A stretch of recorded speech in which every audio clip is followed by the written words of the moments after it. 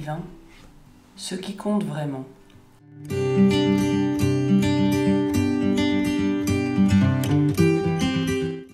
Le défi d'être pauvre en esprit tout en vivant au milieu du monde.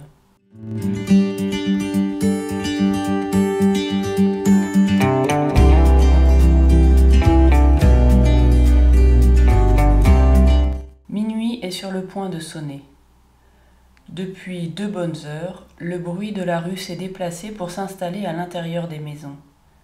Maintenant, c'est le silence. L'on entend les pas lents d'une jeune habitante de Nazareth. Elle est visiblement enceinte et avance au bras de son époux. Les deux cherchent à tâtons l'étable qui leur a été offerte pour passer la nuit. Dieu va voir son fils naître sur cette terre.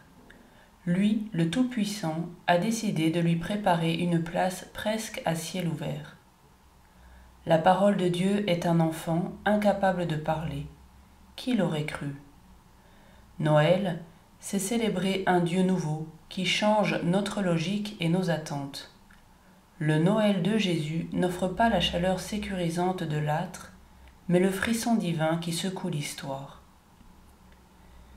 Bien qu'au fil du temps, le souvenir de la crèche de Bethléem soit resté comme un lieu accueillant, même d'un point de vue matériel, il n'était probablement pas aussi chaleureux que nous l'imaginons. Quelle était l'intention de Dieu dans ce choix que nous représentons d'année en année dans nos foyers ? Cette nuit-là, Joseph et Marie ont partagé le trésor de la pauvreté. Les parents de Jésus ont été libérés de tout ce qui pouvait occulter la véritable richesse qu'ils étaient sur le point de recevoir. Ayant le choix de l'endroit, du confort, le Créateur a choisi la privation de tout pour nous montrer ce qui compte vraiment. Le royaume des pauvres. Nous assurons tout sauf le beau temps et l'amour. C'est ce qu'on pouvait lire sur un panneau à l'entrée d'une compagnie d'assurance dans une ville où le temps change très souvent.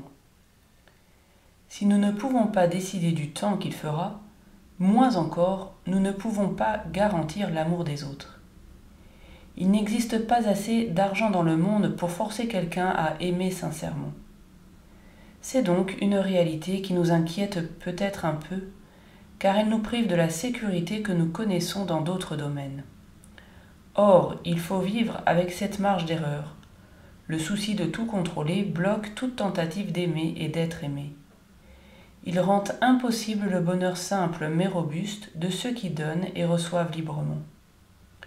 Heureux les pauvres de cœur, car le royaume des cieux est à eux. C'est ainsi que Jésus commence le sermon sur la montagne. Le Maître offre le bonheur sur terre et au ciel à ceux qui placent leur sécurité et leur richesse en Dieu. La vertu de pauvreté, qui ne s'identifie pas à la pauvreté matérielle, financière, que l'Église nous encourage à soulager, fait partie de la vertu de tempérance. C'est une disposition qui modère, c'est-à-dire qui met à sa place notre rapport aux biens que Dieu a créés. Le pauvre de cœur possède des biens et en jouit sans être possédé par eux. Il évite de placer sa sécurité dans l'accumulation des biens et sait détecter en lui-même notre tendance à bâtir notre vie, même de manière inconsciente, comme si notre bonheur dépendait fondamentalement de ce que nous avons. Et ce, malgré la mise en garde de Jésus. Mais quel malheur pour vous, les riches, car vous avez votre consolation. Après avoir écouté pendant de nombreuses années toutes sortes de personnes, saint José-Maria commentait : « Lorsque quelqu'un axe son bonheur exclusivement sur les choses d'ici-bas, j'ai été témoin de véritables tragédies, il en pervertit l'usage raisonnable et détruit l'ordre sagement disposé par le Créateur. Son cœur devient alors triste et insatisfait. Il s'engage sur la voie d'un éternel mécontentement. La pauvreté nous permet de nous rendre compte du caractère éphémère de nombreuses sécurités matérielles ou de la superficialité de certains moments de consolation qui ne touchent pas les profondeurs de l'âme. La pauvreté d'esprit nous permet, enfin, de jouir vraiment de la réalité parce qu'elle nous relie aux choses simples, aux personnes, à Dieu, à tout ce qui veut être, sans autre forme de procès, contemplé et satisfait ainsi nos désirs les plus profonds. Pauvre en esprit, ne signifie-t-il pas homme ouvert aux autres, c'est-à-dire à Dieu et à son prochain, demandait Saint Jean-Paul II lors de sa visite en 1980 dans une favela de Rio de Janeiro. N'est-il pas vrai que cette béatitude des pauvres en esprit contient à la fois une mise en garde et une accusation ? Malheur à toi. Ce mot sonne sévère et menaçant, surtout dans la bouche du Christ qui avait l'habitude de parler avec bonté et douceur. Il est vrai que le péché a altéré notre désir de possession. Par suite, nous déformons facilement notre rapport au bien créé. Notre soif de posséder s'est peut-être intensifiée par une culture dans laquelle la valeur économique, manifestée à son tour par le statut social ou l'image perçue des autres, est parfois devenue la source ultime de la valeur. Notre culture tend à nous faire croire que la prospérité et le confort sont la clé du bonheur. Pourtant, nous savons tous que la vraie joie de l'homme se mesure plutôt à la profondeur et à l'authenticité de ses relations avec les autres. C'est la richesse des pauvres de cœur. À côté d'elle, la solitude de ceux qui vivent entourés de luxe apparaît souvent comme une pauvreté dramatique.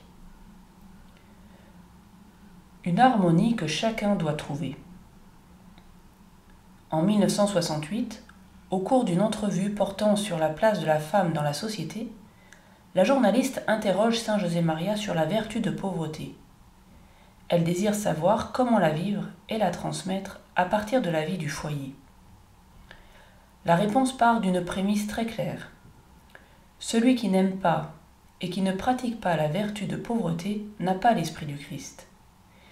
Et cela vaut pour tout le monde, tant pour l'anachorète qui se retire dans le désert, que pour le chrétien ordinaire qui vit au sein de la société humaine. En d'autres termes, des gens extérieurement très différents, comme celui qui se retire au désert et celui qui travaille dans l'agitation de la ville, peuvent vivre la vertu de pauvreté dans un authentique esprit chrétien. Cependant, alors que le désert semble signifier pauvreté sous tous les angles, comment est-il possible d'être pauvre en vivant parmi les biens du monde ? Quel modèle suivre alors ? Saint José Maria s'attarde sur la question. Dans un premier temps, il indique deux aspects de notre rapport au bien matériel, deux pôles apparemment opposés à concilier. D'un côté, la nécessité d'une pauvreté réelle, qu'on remarque et qu'on puisse toucher du doigt, pauvreté, fruit d'une élaboration intellectuelle, qui offre certains signes extérieurs très apparents, en même temps que d'énormes déficiences intérieures, parfois même extérieures, faites de choses concrètes, qui soient une profession de foi en Dieu, une manifestation que le cœur ne se satisfait pas des choses créées, mais qu'il aspire au Créateur. Et de l'autre, le naturel avec lequel un chrétien doit être, un de plus, parmi ses frères les hommes, à la vie desquels il participe, avec lesquels il se réjouit, avec lesquels il collabore, aimant le monde et toutes les choses bonnes qu'il y a dans le monde, utilisant toutes les choses créées pour résoudre les problèmes de la vie. Voilà le défi de la pauvreté en esprit au milieu du monde. Être détaché des choses, tout en les aimant comme un don de Dieu à partager avec les autres. Or, la question reste posée. Comment orienter notre effort ? Si nous regardons la vie du Christ telle que les évangiles nous la montrent, nous ne voyons pas en lui un abandon absolu des biens. Étant de condition modeste, ni riche, ni pauvre, nous le voyons plutôt les utiliser d'une manière équilibrée, vertueuse, parfaite. Jésus est connu dans son village parce qu'il gagnait sa vie par la profession qu'il exerce avec son Père. Il a une belle tunique. Certaines des réunions sociales auxquelles il participe sont généreuses, au point que, pour l'accuser, on le traite de glouton et d'ivrogne. Et il invite des gens aisés, Matthieu, Zachée, Joseph d'Arimathie et d'autres encore, à s'ouvrir au royaume de Dieu. En outre, sa prédilection, tant dans son activité quotidienne que dans sa prédication, pour ceux qui ne possédaient matériellement rien, est également claire. Il donne la veuve pauvre comme exemple de relation avec Dieu par rapport aux riches. Il raconte comment le pauvre Lazare arrive dans le sein d'Abraham, alors que le riche qui vivait à côté de lui reste dehors. Il dit clairement qu'il est plus facile à un chameau de passer par le trou d'une aiguille qu'à un riche d'entrer dans le royaume de Dieu. Il conseille à ses disciples de ne prendre pour leur mission que ce qui est indispensable. Et lui-même est né dans la grotte d'un autre et sera enterré dans le tombeau d'un autre. Jésus vit libre de toute attache matérielle. En même temps, il profite des biens créés. Il ne s'agit pas d'équilibre, un compromis instable entre deux pôles, mais d'harmonie, la beauté de la forme réussie. Et cette harmonie, nous la trouvons en Jésus-Christ. Or, il n'existe pas de recette universelle. Opérer la synthèse de ces deux aspects, c'est en grande partie affaire personnelle, affaire de vie intérieure, en vue de juger à chaque instant et de trouver dans chaque cas ce que Dieu nous demande. Je ne veux donc pas donner de règles fixes. Le risque existe en effet de la standardisation, la tentation de dresser une liste de normes afin d'être sûr, à tort, de vivre une vertu. Une telle approche oublie le rôle indispensable de la prudence, sans laquelle les vertus ne peuvent tout simplement pas exister. Par conséquent, il ne s'agit pas tant d'être guidé par des règles théoriques que par cette voix intérieure qui nous avertit que l'égoïsme ou une commodité indue s'infiltre en nous. L'important, disait saint José Maria à un autre moment, ne se traduit pas dans le fait de posséder ceci ou de manquer de cela, mais de se conduire en accord avec la vérité que notre foi chrétienne nous enseigne. Les biens créés sont des moyens, rien d'autre. Par exemple, en ce qui concerne l'élégance vestimentaire, il donne un conseil qui pourrait s'appliquer à d'autres domaines de la vie ordinaire. Tu dois t'habiller selon ta condition, selon le milieu dans lequel tu vis, ta famille, ton travail, comme tes collègues, mais pour Dieu. Enfin, il faisait des suggestions fréquentes que chacun peut appliquer à sa propre situation. Ne pas se créer de besoins, prendre soin de ce que l'on a, se passer de quelque chose pendant une certaine période, donner le meilleur aux autres, accepter avec joie l'inconfort, ne pas se plaindre si quelque chose manque, et tant d'autres petites choses que chacun peut découvrir dans sa prière. Amour du monde et solidarité. Saint José Maria a connu la pauvreté matérielle à plusieurs moments de sa vie. En outre, il s'efforçait de maintenir certaines coutumes personnelles pour assurer son esprit de pauvreté, sans penser qu'elle s'appliquait à tous les fidèles de l'œuvre. De plus, il était conscient que Dieu l'appelait à transmettre un esprit de sainteté au milieu du monde, et non en dehors du monde. Ainsi, même si d'autres sont appelés à des gestes radicaux d'abandon matériel comme témoignage de la richesse suprême de Dieu, il était convaincu que le propre des chrétiens ordinaires est de devenir un témoignage explicite d'amour pour le monde, de solidarité avec les hommes. Au cours de l'été 1974, Saint José Maria a reçu plusieurs couples à Lima. La réunion a été une surprise, car le fondateur de l'Opus Dei était souffrant les jours précédents. « Père, j'aime que ma famille vive dans un certain confort », a commencé l'une des personnes présentes en guise de préambule pour lui demander comment vivre la pauvreté dans ce contexte. « Une chose est que vous viviez dans un certain confort, une autre que vous fassiez étalage de luxe, a-t-il répondu. La deuxième partie, je ne la verrai pas comme une bonne chose. La première partie, oui. Mais tu as le devoir de fournir au tien un certain confort. Comporte-toi comme un bon mari, comme un bon père, et sois généreux avec ta femme et tes enfants. Et après cela, ne fais pas étalage de luxe, sacrifiez-vous un peu et aidez les autres. il esquisse ce que pourrait être un itinéraire de pauvreté au milieu du monde, en aimant les biens que Dieu nous a donnés, générosité sans luxe, se priver personnellement pour exercer cette vertu, aider ceux qui sont dans le besoin. En une autre occasion, saint José Maria a donné en exemple une dame âgée qu'il connaissait.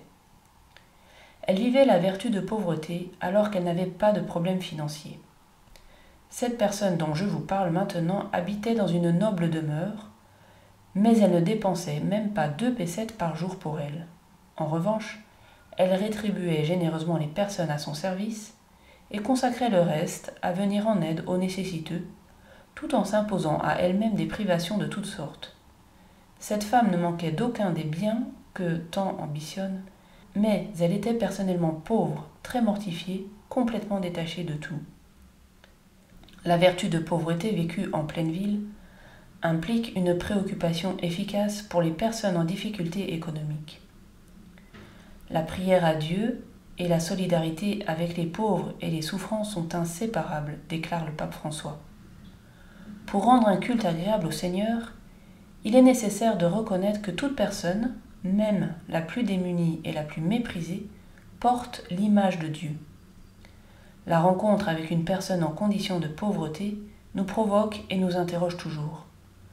Comment pouvons-nous contribuer à éliminer, ou du moins à atténuer, sa marginalisation et sa souffrance? Comment pouvons-nous l'aider dans sa pauvreté spirituelle? Ces questions interpellent particulièrement les chrétiens qui veulent apporter le Christ dans leur milieu professionnel, où tant de choses peuvent être faites pour aider les autres. C'est pourquoi saint José Maria insistait sur le fait que nous avons l'obligation de faire en sorte que chaque jour, il y ait moins de pauvres dans le monde. La richesse est donnée par le travail, mes enfants, par la spécialisation, par la promotion professionnelle, et l'œuvre est fondée sur le travail. Considérez comme très peu de choses ce que vous avez donné, car vous recevrez tant, a écrit sainte Thérèse de Jésus. La vertu de pauvreté nous permet d'être heureux en toutes circonstances, même lorsque ce dont nous avons besoin nous manque. Être pauvre en esprit signifie que nous mettons notre confiance non dans les biens que nous pouvons contrôler, mais en Dieu et à travers lui dans les autres. Libre pour aimer. Tel est le sens de notre esprit de pauvreté, d'austérité et de détachement. Entrer dans cet espace de liberté, où l'on ne se soucie que du nécessaire, de ce qui compte vraiment, c'est garder la meilleure part, celle qui ne nous sera pas enlevée.